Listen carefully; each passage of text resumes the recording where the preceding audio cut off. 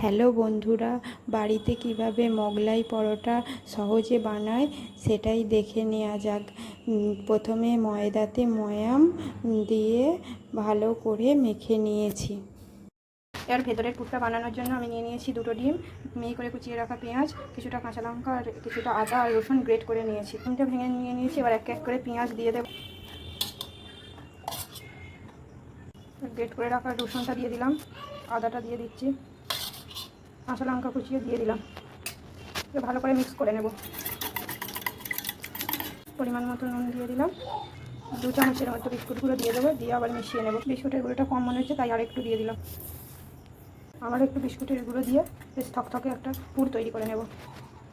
পুরটা আমার রেডি হয়ে গেছে। এটা আমি মেখে নিয়েছিলাম, 4 থেকে 4টে গুচি করে নিয়েছি। এবার এটাকে আমি বেশ বড় করে বেলে নেব। একটা গুচি নিয়ে বড় করে বেলে নিয়েছি। এর মধ্যে এবার পুরটা দিয়ে দেবো। পুরটা দিয়ে দিচ্ছি। পুরটা দেওয়া হয়ে গেছে। এবার আমি এটাকে চারদিক থেকে ফোল্ড করে নেব। একটা মোগলাই রেডি হয়ে গেছে। এইভাবে আমি সব কটাকে বানিয়ে নেব। জ্বালিয়ে কড়াই তেল দিয়ে তেলটাকে গরম করে নিয়েছি। আর একটা একটা করে দিয়ে ভেজে নেব। তার লাল লাল করে ভেজে নেব, ভেজে তুলব।